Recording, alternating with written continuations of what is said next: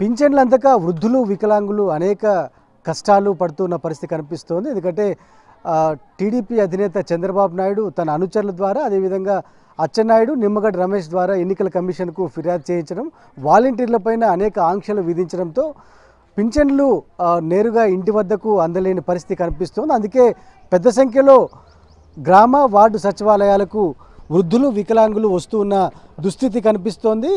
మన ప్రస్తుతం అనంతపురం నగరపాలక సంస్థ పరిధిలోని 60వ వార్డు సచివాలయం వద్ద ఉన్నాం. ఇక్కడ పూర్తి స్థాయిలో ఎందుకంటే ఉదయం నుంచి పెన్షన్ల కోసం పడిగాపులు పడుతున్న వాతావరణం అయితే కనిపిస్తోంది. ఇంతకుముందు ఎందుకంటే ముఖ్యమంత్రి వైఎస్ జగన్మోహన్ రెడ్డి పరిపాలనలో ఎన్నికల కోడ్ రాకముందు ఇంటి వద్దకే వచ్చి వాలంటీర్లు తలుపు తట్టి మరీ పెన్షన్ అందజేసే పరిస్థితి 1వ తారీఖునే కనిపించేది. కానీ ఈ రోజున 3వ తేదీ ఇప్పటిదాకా పెన్షన్ అందని దుస్థితి నెలకొంది. ఎందుకోసం పెన్షన్ రాలేదు వారి మాటలను అడిగి తెలుసుకుందాం. వారి ఇబ్బందులు ఏంటి, కష్టాలు ఏంటి, లబ్ధిదారులను అడిగే తెలుసుకునే ప్రయత్నం చేద్దాం. ముందుగా నువ్వు చెప్పమ్మా, మీరు చెప్పండి ప్రధానంగా మీ పేరేంటి? తర్వాత ఎర్రగుంట్ల జయమ్మ నా పేరు. మాకు పొద్దున్నే 7 గంటలకే మాకు పింఛని వస్తాడు సత్యవాలయం తీసుకొని, వారంటీలు తీసుకొని. అయినా కూడా ఈయనకు వచ్చిన నష్టమే ఉంది సార్. మాకు వారంటీలు వచ్చి డబ్బులు ఇస్తేను ఈయన చంద్రబాబు నాయుడుకి ఏం నష్టము చెప్పు. మేము ఇప్పుడు కష్టపడి ఎండలో రావాలా నీడలో రావాలా, ఎవరు వచ్చేవాళ్ళు 70-80 మంది కూర్చొని పోయినారు. సార్ డబ్బులు పర్లేదమ్మా ఇంకా బ్యాంకులోను, మీరు రేపు రండి ఎల్లుండి రాలంటే అందరూ ముస్లిం ముద్దుగా ఎండకి ఎట్లా వస్తారు సార్? వాళ్ళు చేత కాకుండా వాళ్ళు ఎట్లా వస్తారు చెప్పు. ఇప్పుడు వికలాంగులు ఉంటారు, మంచంలో పన్నోళ్ళు ఉంటారు, కిడ్నీ ఫెయిల్ అయిన వాళ్ళు ఉంటారు, వాళ్ళందరికీ డబ్బు కావాలి కదా.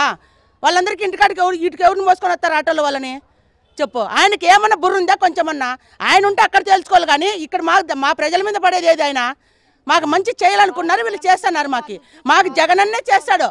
ఏమే ఆయన రాకపాని మాకు జగనే కావాలా? ఏమి ఆయన ఆ సార్ ఉంటేనే మాకు ప్రభుత్వం బాగా నడిచింది. కాబట్టి ఈయన తుకాసి ఇప్పుడు వచ్చి చెప్తే సత్యవాలయం వాళ్ళందరినీ బంద్ చేస్తే ఏమి తెగదు ఆయనతో. ఒకటే మాటే, ఆయన ఒక్కటి కూడా ఏం చేసుకోలేడు మమ్మల్ని.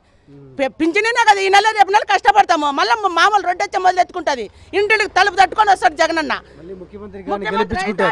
మళ్ళీ వస్తాడు మాకు డబ్బు ఇస్తాడు కూడా సత్యవాలయం ద్వారా మాకు తెప్పిస్తాడు అన్ని. ఏమే ఈ అప్ప చెప్తే కాదు, ఇంకొక అప్ప చెప్తే కాదు. మాకు వచ్చేది మాకు ఇంటికి తలుపు తట్టే మాకు ఇప్పుడు స్థలాలు వచ్చినాయి, భూములు అన్ని అమ్మఒడి వంట అవన్నీ వచ్చినాయి అందరికీ. ఏమే నేను ఒంటరి మహిళ, నాకు ఏ ప్రభుత్వం వచ్చినా కూడా పింఛనే రాలేదు. నాకు ఇంత వయసు ఉన్నా కూడా 45 ఏళ్ళు ఉన్నా కూడా నాకు జగనన్న ప్రభుత్వం వచ్చినాకనే నాకే ఆయన బిచ్చం పెట్టినా నాకే పింఛనే.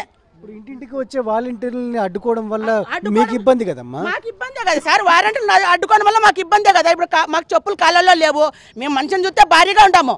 మా ఇంట్లో సమస్యలు ఎన్ని ఉంటాయి ఆయనకేం తెలుస్తుంది? ఆయన వచ్చి చూస్తాడు మా సమస్యలన్నీ. నేను 2 ఆపరేషన్లు చేయించుకున్నా. నేను ఇంతవరకు రావాలంటే వస్తానా? ఇంటికాడికి వచ్చి 10 లేస్తాను, 7 గంటలకే డబ్బులు ఇచ్చిపోతాండ్రు మాకు. ఈ పొద్దుట 3వ రోజు అయినా కూడా డబ్బులు రాలే మా ఇంటికి. అయినా కూడా ఆయనకి ఏం నష్టం వచ్చిండేది? చేసి ఆయన చేస్తున్నాడు, ఇచ్చి ఆయన ఇస్తున్నాడు ప్రభుత్వం నుండి. ఈయన సొమ్ము ఏం పోతుంది?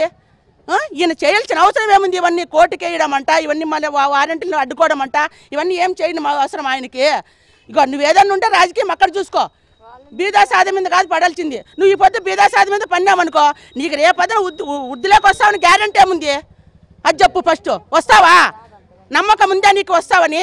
రావు. ఈ పొద్దు చెప్తాను చూడు, ఖచ్చితంగా రాలేడు, రాడు కూడా. మాకు జగనన్నే వస్తాడు. మా ఇంటికి అన్ని ప్రభుత్వం అంతా ఆయన తెచ్చి ఇచ్చేస్తాడు ఇంటికి. నమస్కారం సార్. చెప్పమ్మా నీ పేరేమి? ఎక్కడ యా ఏరియాలో ఉంటారు?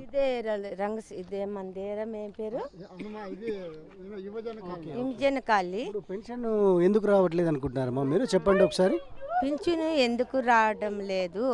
ఎండ వాన ఎండకి ఎక్కువ మేము నలుగుతున్నాము. ఇంటింటికి వచ్చి ఇచ్చిపోతండ్రి. వాళ్ళు రావడం లేక మేము సచివాలయం దగ్గరకు వచ్చినాము. మా సమస్య ఏమి? భీము నెలకు వేయించుకుంటాడు, భీము రాలేదు. మా సచివాలయం మా దానికి వచ్చి వాళ్ళే వాకులు అదరదొట్టి వేసి ఇచ్చిపోతాండ్రి. వాలంటీర్లు ఉన్నప్పుడు ఇంటికి వచ్చి పెన్షన్ ఇస్తా ఉంటారమ్మా, కానీ ఇప్పుడు కంప్లైంట్ ఇవ్వడం వల్ల వాళ్ళు రావడం లేదు. మేమేం చేయాలి? యాడికని బతుకుండల్లా. మొగులు వాళ్ళు ఉంటారు, మొగులు లేని వాళ్ళు ఉంటారు, కిడ్నీలు లేని వాళ్ళు ఉంటారు, బాగలేకున్న వాళ్ళు ఉంటారు. వాళ్ళంతా కొడుకుల ఆదాయం పెడతారా మాకు? ఏదో ఇది వస్తుంటే కొంచెం ఆదాయంతో తింటున్నాము. ఇది లేదు, లేకపోతే మేమేం బతకల్లా? అంతే, ఇంకా మాకు ఇదే రావాలా. ఏం పేరు మీ పేరు? హనుమాన్ కాలనీ. చెప్పండి, ఎట్లాంటి సమస్య ఫేస్ చేస్తున్నారు? అందుకే పింఛన్ ఇస్తామండి, అట్లాది పొద్దు కాసుకునే పెద్ద అయిపోయి ఇప్పుడు ఎంతసేపు మీరు వచ్చి? మేము వచ్చి ఒకటిన్నర గంట సేపు అయినది. ఎప్పుడు ఇది రేపు ఇస్తాం మన్నాడు ఇస్తామంటున్నారు. వారంటీలు లేరు కదా, వారంటీ ఉంటే పొద్దున్నే 7 గంటలకే ఇస్తామంటారు మాకు. అది సమస్య ఇప్పుడు అయింది. ఎందుకు వాలంటీర్లు ఎందుకు లేరు అనుకుంటున్నారు మీరు? ఏదో తీసేసినారు కదా చంద్రబాబు నాయుడు, ఎవరో అప్లికేషన్ ఇచ్చి కంప్లైంట్ ఇచ్చి మనం ఏం చేసేకైతుంది. వాళ్ళు ఇస్తే వాళ్ళ వారంటీ ఉంటే మాకు 7 గంటలకి పింఛన్ వస్తుందండి. వీళ్ళకంతా మాత్రలు తెచ్చుకుంటాను. అట్లా అది ఇట్లా అయిపోయింది. హార్ట్ పేషెంట్ అండి. మాకు 7 గంటలకు అంతా మా ఇష్టం 10 గంటలు 11 గంటలకు పోయి మాత్రలు తెచ్చుకుంటాను. అట్లా లేట్ అయిపోయి అదే అట్లా జరుగుతుంది. వారంటీ బాగుంటుంది, వాళ్ళు ఉంటేనే బాగా మనకి అన్ని అనుకూలాలు. నాకు ఏం వల్ల వాళ్ళే చేస్తారు. పోతారు మాత్రం బాగలేకుండా మాత్రలు కూడా వాళ్ళే ఇంటి దగ్గరకు వచ్చి ప్రతి 1వ తారీఖున ఇంటి దగ్గరకు వచ్చి మీ తలుపు తట్టి ఇచ్చేవాళ్ళు. పొద్దున్నే ఇంకా 6 గంటలకే వస్తాండి పాప 6 గంటలకి వచ్చి తలుపు తట్టి తదా డబ్బులు అంటాం. బాగాలేకుండా కూడా ఇంటికాడికి వచ్చినాయి. అట్లా ఎప్పుడు మా అట్లా వస్తాండి వారంటీ. ఇప్పుడు ఇదేందో ఇప్పుడు అప్లికేషన్ వాళ్ళు తిట్టినారు వీళ్ళు తిట్టినారు అని చెప్పి ఈ వారంటీలు లేక చేసేసి అది. ఇప్పుడు చంద్రబాబు నాయుడుకి ఏమని చెప్తారా మీరు? మేమేం చెప్తానన్నా, ఆయన బుద్ధి ఉంటే ఇట్లా పని చేయడు. ముసలితో ముక్కలతో అయ్యా అనిపోయాడు. అది చేసిండేది పని. మనం ఏం చెప్పి ఆయన తిట్టేది కాదు. అసలు ఆ మంచి అట్లా పని చేయకూడదు. ఏదైనా మాట్లాడుకునే వాడు ఈ మనకి ఎట్లా ముసలి ముక్కలకి ఏం గతి పట్టాల, ఏదో ఇస్తే మేలు కదా అనుకోవాలి. సరే పెద్దనా, మీ పేరేమి? నా పేరు పెద్దన్న సార్. నేను మాది హనుమాన్ కాలనీ సార్. మాకు ఒక పింఛను జనశక్తి నగర్లో ఇస్తారు సార్. నాకు జనశక్తి నగర్కు నేను ఈ టైంలో పోయి తెచ్చుకోవాలంటే అవుతుందా సార్? నేను నడుచుకుంటూ నా ఇప్పుడు 75 ఏళ్ళు సార్ నాకు. ఇప్పుడు పెన్షన్ ఇంటికి వచ్చి ఇస్తా ఉంటారు కదా, ఇప్పుడు ఎందుకు ఇవ్వడం లేదంటారు? ఇప్పుడు జగన్ చంద్రబాబు నాయుడు ఏదో ఇది ఇంటికి ఏదో వాలంటీర్లు వాళ్ళకు ఏదో సేవ చేస్తారు, జగన్కి సేవ చేసేదానికి ఉన్నారు వాళ్ళు. ఇంతవరకు వాళ్ళు ఏమన్నా వాళ్ళకి జగన్ ఓటేయండి అది ఇది అని చెప్తారని వాళ్ళను ఏదో కమిషనర్ గారికి కంప్లైంట్ ఇచ్చి నిమ్మగడ్డ ప్రసాద్ అనే మాజీ ఎలక్షన్ కమిషనరే ఇటువంటి దీనికి పాల్పడినాడంటే ఇంకా ఎంత వాళ్ళు ఎంత చెప్పాలంటే వాళ్ళను ప్రజలే తిప్పి కొడతారు సార్. ఇప్పుడు రాకపోవడం వల్ల, ఎందుకంటే 3వ తారీఖు కదా ఈ రోజున పెన్షన్ రాకపోవడం వల్ల మీరు వ్యక్తిగతంగా ఎట్లాంటి ఇబ్బంది అనుభవిస్తున్నారు చెప్పండి సార్. ఇప్పుడు మేము sugar patient, BP patient sir. నేను మాకు ఏదన్నా కావాలన్నా కూడా ఎవరినన్నా కానీ మాకు అవసరాలకు ఎవరినన్నా అడుకోవాలా.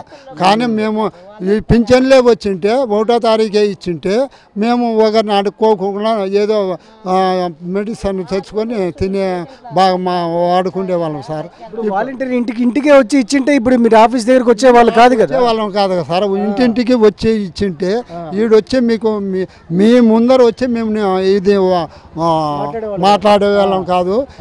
ఇటువంటిది అతని ఆయనకు నాకు రాజకీయంగా 45 ఏళ్ళు నాకు అనుభవం ఉంది అది అంటారు. ఆయన ఇటువంటి పని చేయడము పద్ధతే కాదు సార్. కానీ ఆయన ఏమనుకున్నాడంటే నేను డబ్బులు ఇచ్చి గెలవాలనే ఉద్దేశంతో ఉన్నాడే కానీ జీవితంలో ఆయన ఉన్నంత వరకు ఇంకా ఇక్కడి నుంచి ఇప్పటి నుంచి జీవితంలో ఆయన ముఖ్యమంత్రి కాలేడు సార్. ఓట్లేరు ఆయనకి? మేము ఎప్పుడు సార్ మేము ఇంతవరకు తెలుగుదేశానికి ఓటేసినాను కాదు సార్.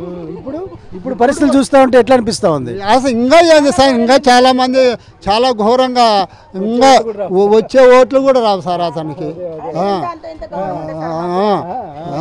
ఎందుకంటే ఆయన చేసిండేటివి మాకు అనుభవపూర్వకంగా ఆయన చేసిండేటివి 83 నుంచి ఆయన 83 వరకు కాంగ్రెస్లో ఉన్నాడు. ఆ తర్వాత వాళ్ళ భార్య రికమెండేషన్తో చెప్పి తెలుగుదేశంలోకి వచ్చినాడు. మోసమే సార్. ఆయన పరిస్థితే ఆయన విద్రోహి సార్ అతను. నీ పేరు చెప్పమ్మా. పెద్దక్క నుంచి చెప్పలేదు. ఏరియా మీది?